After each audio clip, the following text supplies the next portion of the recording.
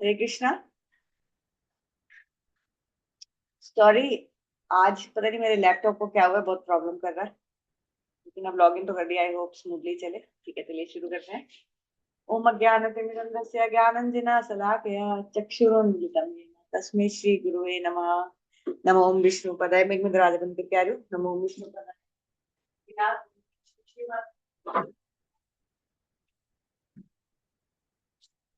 सुरक्षा महोदय माधुर्य गुणिश्चैतं वरं वरण्यं पुरुषं महन्तं नारायणं त्वं शीर्षा नमामि। हरे कृष्णा कृष्णा कृष्णा हरे हरे, हरे राम राम राम हरे हरे।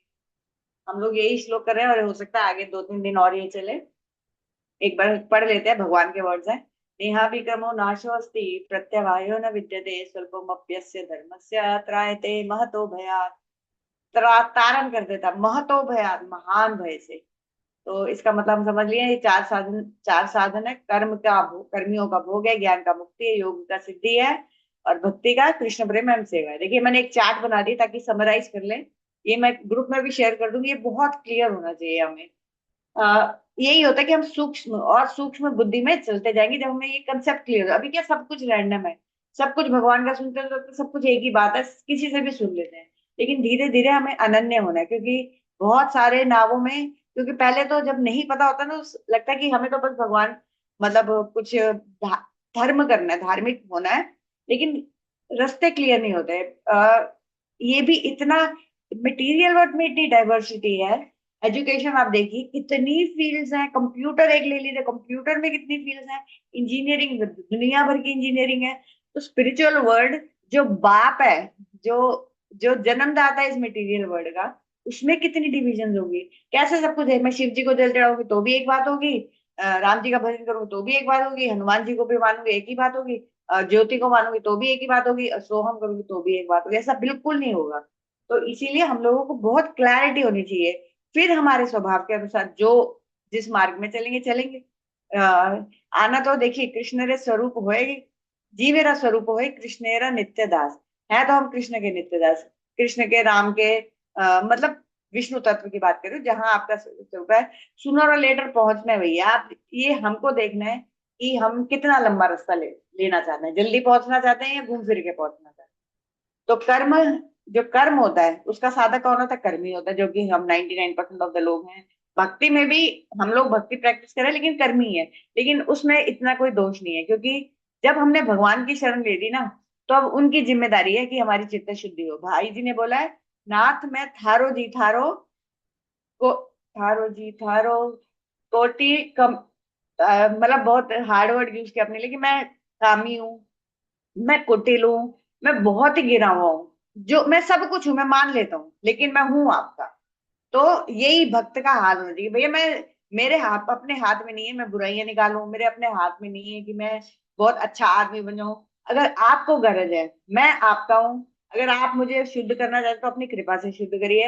मैं तो सिर्फ अब आपका नाम लूंगा। मैं तो अब सिर्फ कोशिश करूंगा कि जो करूं आपकी चिंतन करूं। मेरी बुराइयां अब आपकी जिम्मेदारी। तो मैं जैसा भी हूं मैं आप।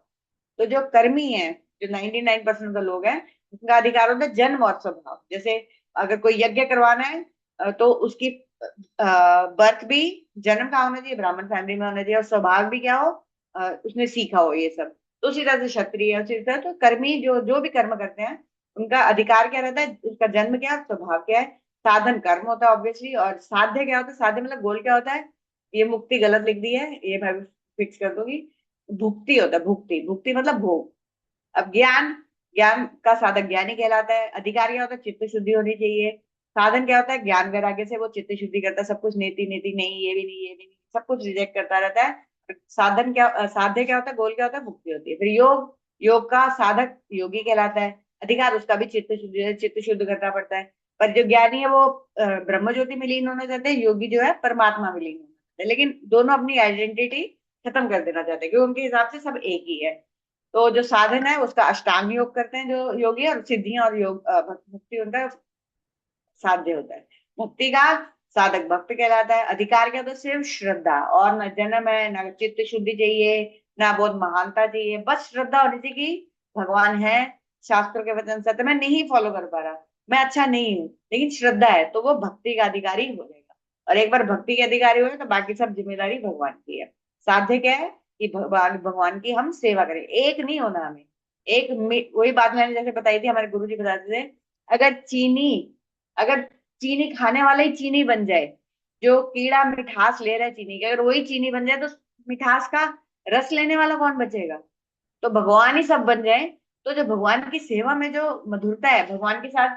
सोचिए जब कृष्ण और श्री राम की लड़ाई होती है, ये मुक्त मुक्त लोक की लीलाएं हैं। तो उधर वहां कृष्ण को जैसे देखिए, राम जी के लोग तक राम जी को भगवान माना जाता है, ऐश्वर्य है थोड़ा सा कि भगवान है। जैसे विभीषण जी मित्र हैं, लेकिन कभी कृष्ण राम जी के गले में हाथ डालकर नहीं बैठ सकते। व्हाट टू से अबाउट उनके मुंह को अपना जूठा खिलाना, अपना जूठा मित्र होते हुए भी एक ऐश्वर्य, इसको बोलते हैं कि थोड़ा सा ऑ एंड रेवरेंस है कि नहीं ये भगवान है, एक लिमिट है। लेकिन कृष्णा के पास जाते ही ये सब लिमिट्स खत्म हो जाती हैं। वहां तो कृष्णा को कोई भगवान मानता ही नहीं है, कोई नहीं, ना यशोदा मैया मानेंगी, ना नंद बाबा मानेंगे, ना गोपी, ना सखा, कोई भगवान नहीं मानते। बोलेंगे भी ना, "हाँ, तू तो ये बने", तो सटायर में बोलेंगे। जैसे जब श्री राम और कृष्णा की कबड्डी का मैच हो रहा था कि कौन जीतेगा कौन जीतेगा, तो कृष्णा हार गए, तो श्री राम उनके ऊपर चढ़ के बैठ गए, कृष्णा लेटे हुए जमीन पे और श्री राम उनके ऊपर चढ़े हुए हैं। अब कृष्णा फिर भी, देखिए कैसे नरवत लीला होती है, मनुष्यवत लीला होती है गोलोक वृंदावन में। तो कृष्णा क्या बोल रहे हैं कि श्री राम बोल रहे मैं जीत गया, कृष्णा बोले तू कैसे जीता, मैं जीता। तो बोले तू कैसे जीत गया, कहते जो जीतता है ना उसकी नाक ऊपर होती है, देख मेरी नाक ऊपर है, क्योंकि श्री राम ऊपर थे तो उनकी नाक नीचे थी, कृष्ण की नाक ऊपर है।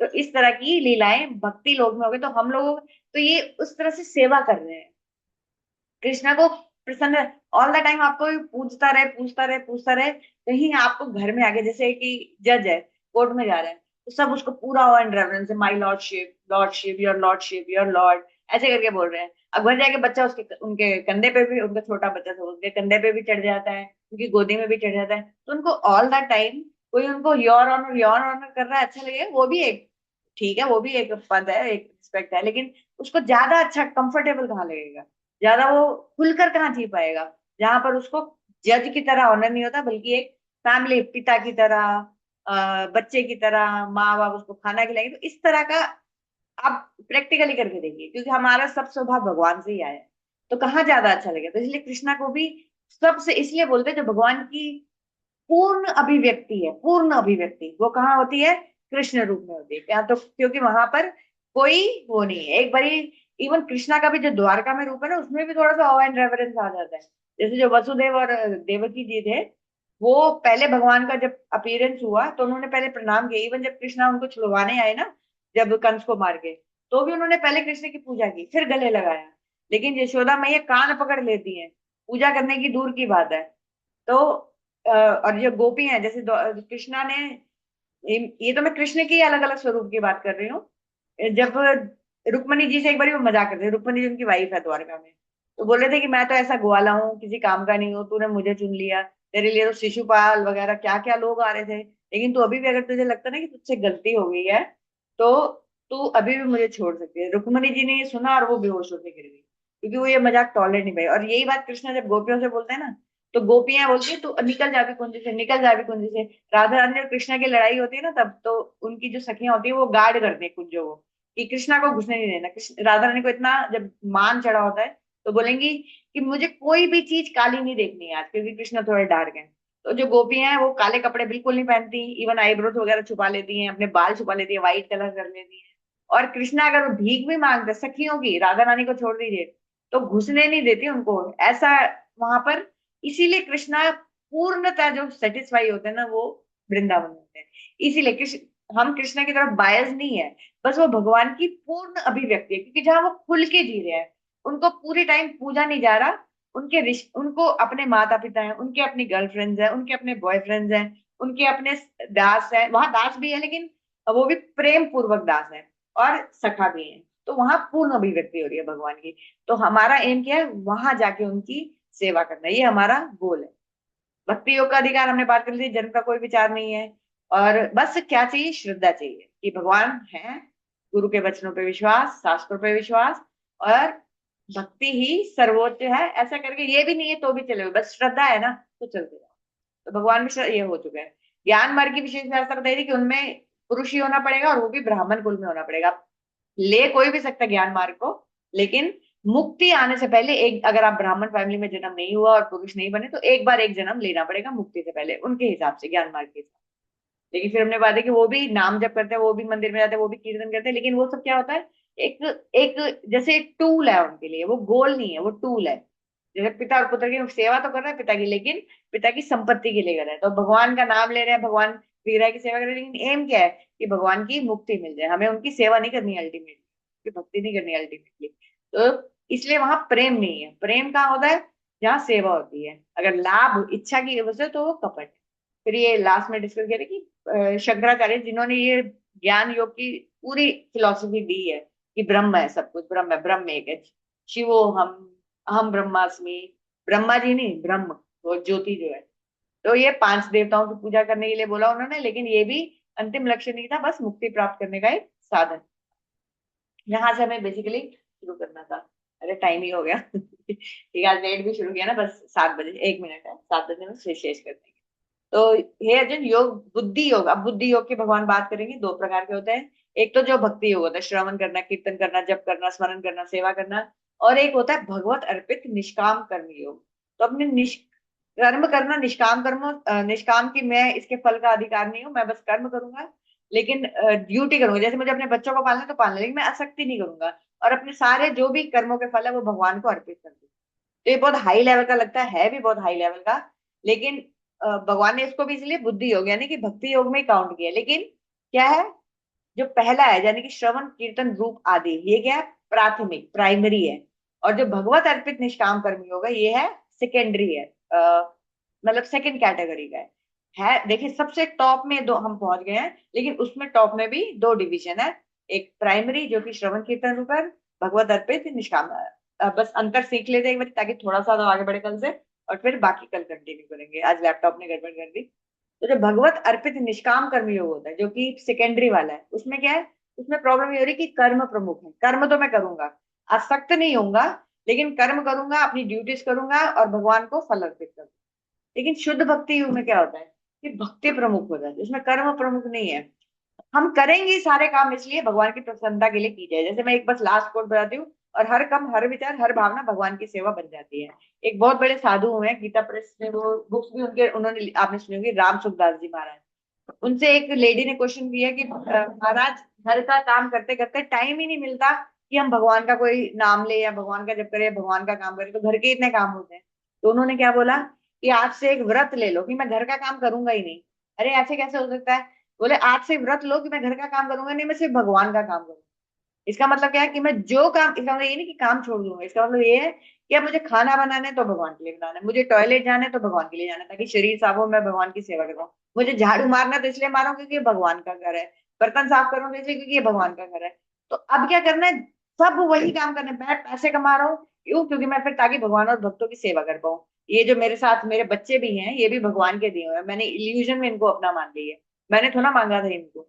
हाँ, ये हमने कैसे डिसाइड किया था कि इनकी ये शक्ल होगी, हमें लड़का मिलेगा, हमें लड़की मिलेगी। इच्छाएं की बात अलग है, लेकिन दिया किसने, भगवान ने। जब पेट में आ गया तो हमने क्या किया, एक सेल से दो सेल में डिवाइड कर दिया उसको, तो दो सेल से मल्टी सेलुलर कर दिया। हमने कुछ नहीं किया, ये बहुत बड़ा इल्यूजन लेकर बैठा कि हम करने वाले हैं।